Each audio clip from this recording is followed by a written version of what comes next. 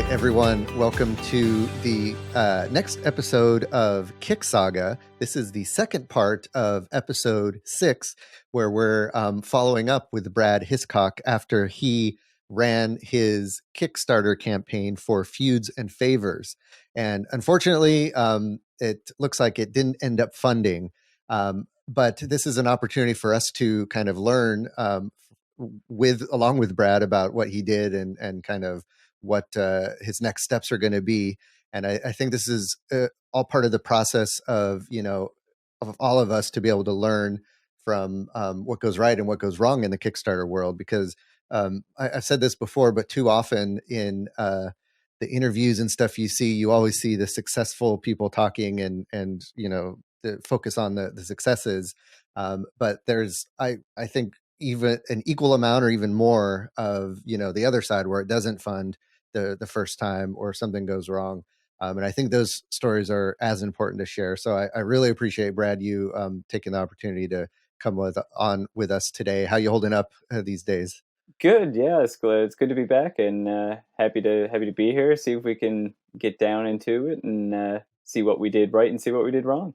Right. Well, the first thing we did right is we have you on video now, which is great. That is a plus. We weren't able to do that before, and so that's good. So we can just kind of have a conversation here. That's awesome, and people know you're a real person and not, I don't know what they would have thought. An imaginary bot. Bots. Yes. I was interviewing a bot. Cool. So to get started, I'd love to just kind of walk through your campaign and kind of how you're feeling and how things were going as the campaign was going on. So kind of take us through like the first day. You press the launch button. How are you feeling? How did things progress throughout that day and all of that?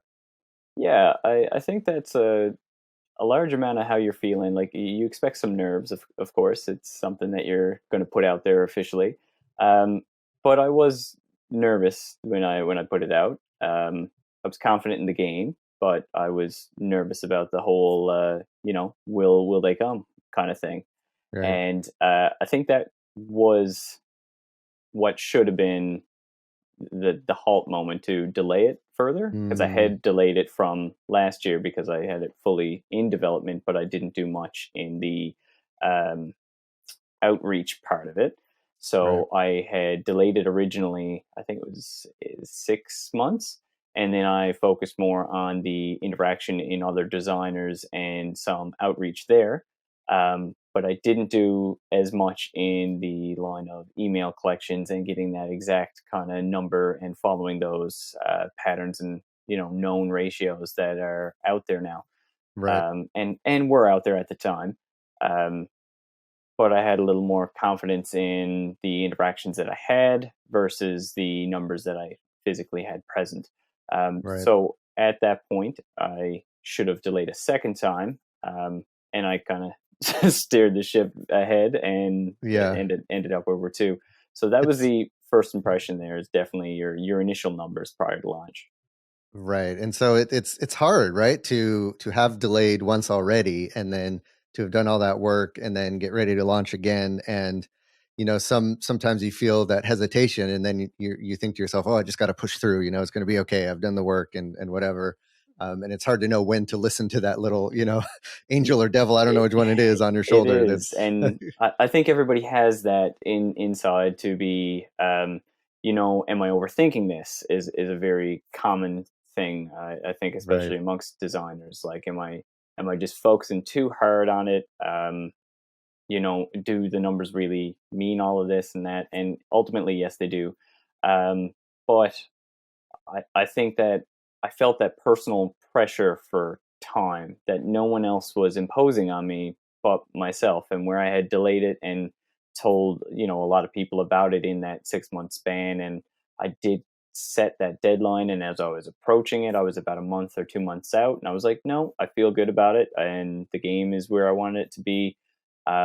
It just needed a bigger audience prior to hitting launch, and I think that's our ultimate last you know downfall. There was that. Cool. So you were able to gather the I guess some additional information from people who might have been following the campaign, found it through Kickstarter, found it through like social media or whatever. Do you kind of have an idea of how many kind of new followers you got through the process of the campaign? Yeah. So one of the things that Kickstarter does is they'll give you a backer info. You're not really supposed to use or share that information otherwise, but they give it to you if somebody say backs the project. It'll say, what their name was or what their username was, the location of where they're to, and some things like that. So I got, first of all, the information that only Canada and US participated in physical pledges. So for me, that gave me the information that I can focus really hard on trying to get just shipping for there. Right. And then offer it just to Canada and the States. That's where 100% of the pledges were coming from. So um, I said, okay, well, I can work with that. That's something that I can use. Another thing was, okay, well, I seen all these names. Now, of course, some people use usernames and you can't really do anything about that. But physical names of people that sign up on Kickstarter with their first and last name, I could tell that they weren't on any of my email lists or they weren't on any of my social media. And then I found a lot of people were adding me on, say, like Instagram or private Facebook groups and things like that. Mm-hmm. And I knew where it came from. So I'd say that maybe 60% were actually new people nice. that came after. So I definitely take a positive thing that I was interacting well with the community during that time to gain so much ground that I hadn't already covered before. Nice. And so you were,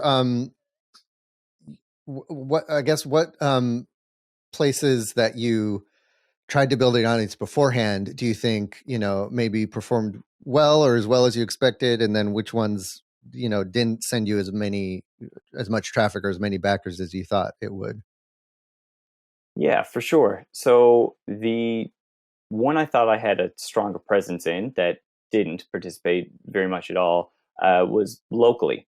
And I was really surprised by that. But my area, that Kickstarter is a foreign body. Like it's we don't have a massively large board game community here, but I'm a pretty active member in a lot of things in our community. So I kind of put a little more emphasis there that I thought that I would gain from that I didn't. Interesting. And I had a lot of people send me like straight up messages like, yep, I'll buy it. And I'm like, well, here's where you buy it. And they're like, no, I'll buy it when you have it. And I'm like, I'm not going to have it unless you go here, Yeah. So I got messages. I had them actually up because I did an Excel sheet. I had like 70 to 80 extra people that were like, I'll buy it from you. And I'm like, I don't have it to give to you. Yeah. And that would have put me over. At the end, I was only about 20 so people off from funding anyway. So it was a kind of a little bit frustrating of a thing where I had like, just locally almost 80 people that would buy it immediately that just didn't have it. Yeah, it's interesting how foreign a concept Kickstarter is to those who are outside of our little, bubble here in the board game world. Yes. Yeah. And they're just not comfortable with it, I guess. They don't know how it works or why they would need to use it. It's the danger of the unknown. And they're like, well, you already know I'm interested, so why do I got to tell that site that I'm interested? And you're like, well, it's kind of how it works. Yeah. But so I, as part of that, for relaunch, I have other people that have like pledged kind of privately that I'm just going to lower my total goal because they've already, some people even gave me the money for it now. And I'm like, I don't want it. I'm not ready for that. Like, don't give it to me. And they're like, here it is. Yeah. But you're right here. Why can't I just give it to you? Yeah, I give it to you now. I'm like, you won't get it for like a year. And they're like, yeah, go for it. Take it. I'm like, I do not want that. They're like, I'll mail it to you. Funny. I'm like, I don't. Yeah. So I wonder if there's a way I'm sure there's not, but it would be cool if there was a way to just like be able to add manual pledges. Like you say, this person pledged, here's the money they pledged, add this to the backer total, Yeah, and I did, I had a close friend of mine too, and he said, why don't you just back it yourself. And I'm like, I'm pretty sure that's against the entire like point of Kickstarter. Right. And also, I not positive on this, but I think it's actually against their policy to pledge against your I own would believe campaign. I would have to think Yeah, that's some kind of policy there. Yeah. something like but I figured for me, until I had enough people that physically wanted it to send out, I would just relaunch it and do it that way. But that is an interesting thing. What I would like to see instead of the manual pledges is a way to reduce your total goal. Oh, like mid campaign? Yeah. Mm, So, like, if you're, say that you were going to make a higher personal investment, or you had other people that are wanting to do it privately, you can just say, okay, well, I'm going for 8, but I'm willing to accept 6. interesting. Something like that, because Yeah. that way it doesn't affect anybody else involved, and you wouldn't have to change any stretch goals, or you wouldn't have to change anything like that. But I don't think that Yeah. Kickstarter really updates a whole lot of things, but maybe GameFound, Right. There you you go. know, they tend to listen a little more. Yeah, interesting. So it sounds like you were pretty close to funding, right? You said you were about 20 people off. Yes. Yeah, so Yeah. that's encouraging, right? That means you're almost there. It wasn't just like a total, wide, impossible to breach gap there. Yeah, Um, yeah, and I like I said, I found a lot of what I did do right and a lot of what I didn't do right, and where like conversions came from a little better. So mm. it also gives me something to like hyper focus on to hopefully follow through with those trends, right? So let's talk about that. So talk about how you're going to determine when you're going to relaunch and what are some of the things you're going to plan to do in the meantime. Perfect. Yeah. So the main thing that I'm going to do this entire 6 months is what I'm planning for a relaunch. But it's not a hard date. I'm not going to do that to myself again. Uh, but the main entire focus is going to be on audience growth and email collection. That is by far my biggest hiccup. So that's going to be our primary focus, and then we're going to do a little bit more on our final edits for graphic design and our deluxe editions. Mm. We had some extra card types that were only on paper form for our prototypes, and yeah, so we're going to focus there, and then a little more in community interaction and setting myself up in other ways, like doing reviews and things for collaborating with Everything Board Games and doing other Kickstarter projects, because I currently playtest a lot of those games anyway. Mm. So I figure it was a natural way to kind of put it out there in one of those like share my story kind of things. Okay. Yeah. Nice. So you mentioned, trying to build your email list. What are some kind of specific thoughts you have on what you can do to do that? My it's hurting me. I don't like it, but I'm gonna have to do ads. Mm. It's a necessary evil, and I try to fight it, and I think that's my my greatest loss there. I didn't run campaign ads for when it was actually launched.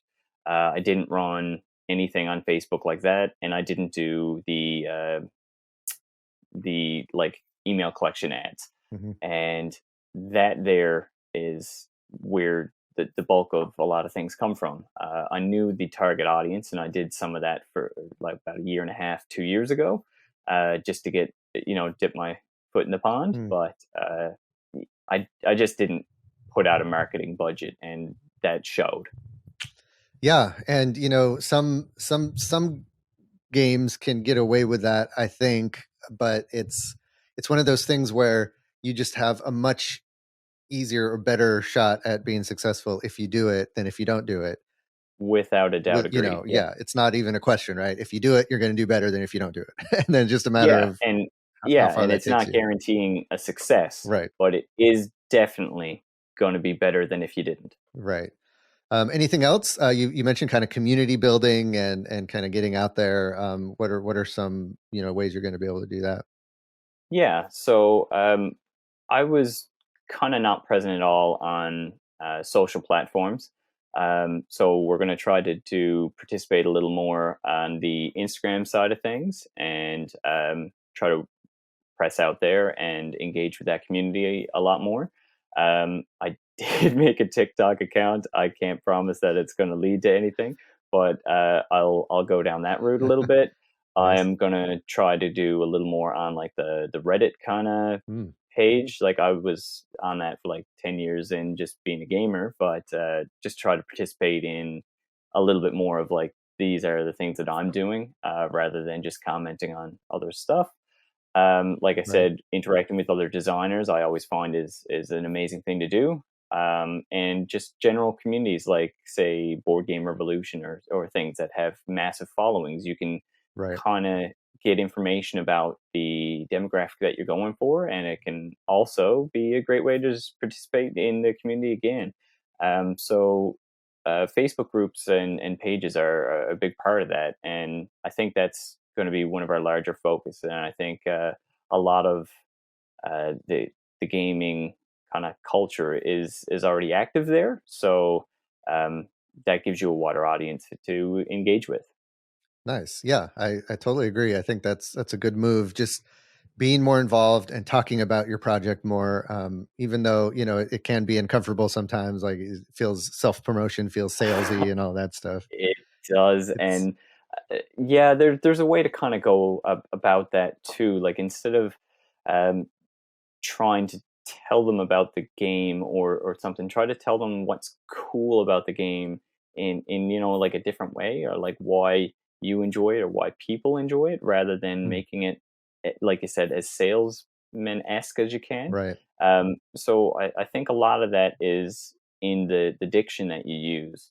Mm, um, so looking up maybe how some successful things that you are interested, or stuff that you like to read, and then like write your own little sales pitch, and then see how it feels. Like, are you just saying like it's this type of game, it's this age group, it's this, and it's fun, rather than be like, I just played a game just before we got on here. It was a dinosaur building game, mm, and it's a worker placement, and you had to like come up with all these like, oh, it was amazing. But my favorite part was it was extremely accurate, to specific species of dinosaur. So you found out a lot of stuff in the game, and that was my favorite part. So for them, I don't know, are they trying to sell it as, oh, it's a great worker placement game?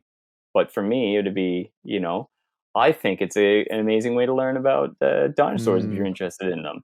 Like it's actually, these time periods or this type of dinosaur generations, yeah. and knowing what your audience finds exciting about the game is a massive difference than how you're trying to present what's exciting about the game. So I Right. think that's a big part of it. And it's hard to see that yourself as the designer because you are hyper focused on the design of the game and how Yes, those parts of it work and and designers are so focused on mechanics. mhm, Like, this mechanic is in the game, I love this mechanic, and they're like, okay, mhm, or it's like, this is a bag collection game, and they're like, that's great.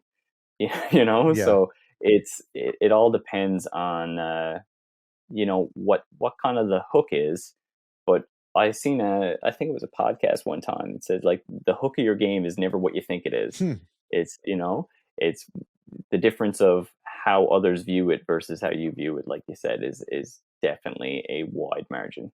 nice. So yeah, I like the idea of listening to what your players say is their favorite part of the game, and then presenting that as your message, and to Yes, attract more of those type of people who would like that type of game. I like it. exactly, yes. Nice, makes sense. So it's kind of like catching a fish, and then using that fish as bait to catch a larger fish. That Hmm. mentality. But I don't think anybody really likes the salesman part of it. But in order to share the great things that you've made with other people, I mean, they need to know what it is. So Yeah. that's my main message. Yeah, I mean, for me, the approach I always take with selling something is that, or marketing something, is that you know this thing is awesome and you know people will enjoy it. So it's your responsibility to share it with as many people as you can so that the people who would enjoy it can find it and they can enjoy it as well. And so it's Yeah. not you're trying to push something on them. You're trying to instead pull them into something they're going to like, and just attract them to that thing that they're going to like. And the approach you're talking about is really good, where you try to convey the points that other people like about it, and naturally it's going to attract other people who like that thing. Yeah, I like how you kind of laid that out, and the start there is definitely, I agree with that. So anything else talking about like just during the campaign as it's running, that you would do differently when you run it the next time? Definitely would. One thing that I'd probably do, I'd probably book some time off of work if that doesn't scare too many people. I do about 60 hours a week, and it takes up a Wow. lot of time. Yeah. So if I scheduled even like the day of launch or 2 days to try to really get a big push on it, or do like a live feed, or some kind of interaction like that, or to set up, say, an event and then invite people to it, and you can participate in that, because the first 48 and the last 48 are pretty much all that matters. Um, so doing more in those two periods specifically, I think would be my main focus, specifically at the start, because early funded project, as everybody knows, is more likely to gain momentum. My project Right. had a very exact trickle the whole way through. Interesting. It was like Yeah. 1, 2, 3 a day, and it was consistent. It was just consistently not enough. Right. So I think that, again, I interacted well throughout. I just didn't do any real big things. I didn't do any ads, and that's what we're gonna do. Yeah, you want to make a splash that first day, make it a huge event for everybody involved, and rally the troops, right? As they say. Yeah, and maybe think of something clever here for a little early bird participation or something. There you go. Yeah. I'd shied away from that because there was some mixed feelings in the community, but I think we're going to do it this time. Yeah, sometimes it's a necessity. I mean, it does kind of help light a fire under, some people who might put it off. Let them Yeah, act early. and one actually more common than the people saying that they would buy it directly off of me. I had a lot, like a ridiculous amount, saying they were just waiting to see. I'm Oh, going to wait to see when it funds. I'll go then. yeah, And it's like, I don't understand that from me as a backer. right. If I'm going to back it, I'm gonna do it. I'm usually in the first Yep. 48, and that was even before I had tried myself and know how important that is now. Uh, but to me, if I was already excited about something, I was following it for a while. So Yeah. when it came out, I was like, I'm in.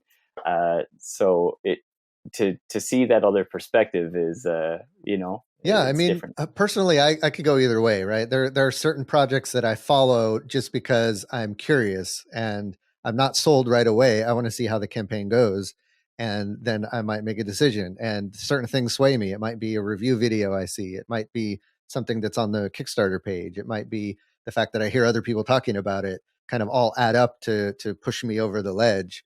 And so Yeah, I'm aware of that myself. So now I'm thinking, when I run my own Kickstarter campaign, I got to make sure that I have things in place to push people over the edge like that. So they're exactly. And you got hearing to all of try to that. do it before the launch. That's the That's the key. that's the hard Yeah, part. it is You're hard. like, okay, how do you get them that on it? Right. So that's definitely something. But I'm a very very odd Kickstarter backer, because to me, I've never backed a project on an impulse.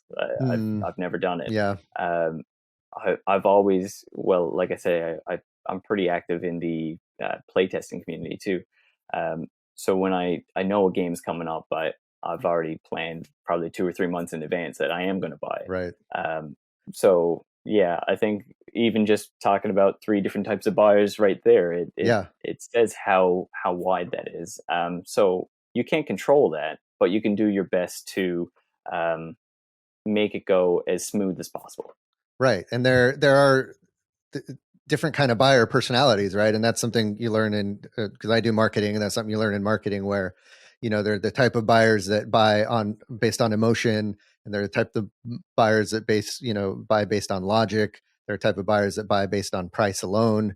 and you want Yep. to, especially if you're trying to get, as many people as possible into your thing, you want to make sure that you have either one message that speaks to all of them or different messages that speaks to each one of them separately. Yeah, the A/B testing kind of Yeah, thing. and take them all into Um, account. Even if that's not how you buy, that there are other people that are impulse buyers like that, and you want to do something to get them excited.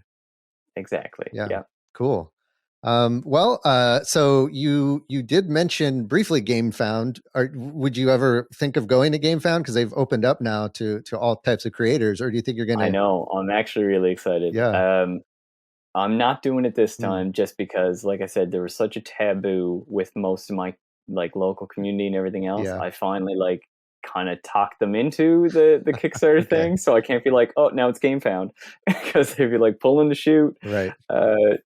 So I'm gonna stay where I'm to for this campaign, but I do have other projects that I was looking to pursue after, Okay. and I'm pretty confident I'm going to swap to GameFound.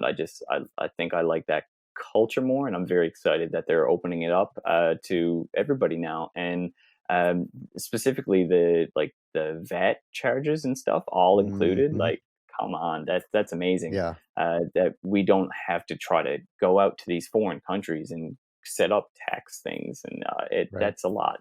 I'd like to focus on the design side, and kind of let other people take the wheel at what they're good at. Yeah. You know? Yeah, I love that, there are all these services popping up that can kind of take care of these logistical things that you would normally either have to hire somebody to do or you'd have to learn how to do it yourself. And now we're Yes, able to yeah. rely on those platforms. That's very And cool. I'll be upfront. I'm gonna pay for things. Yeah.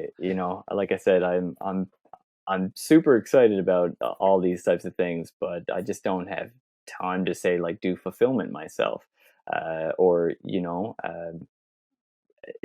I just don't. So I'll Right. focus on what I can. Use your own time as effectively as possible. And one thing I always like to remember is you might be the best person for a job, but you're not the best for every job. So take that into consideration and don't try to lone wolf everything. Great advice. Well, I think we'll leave it there.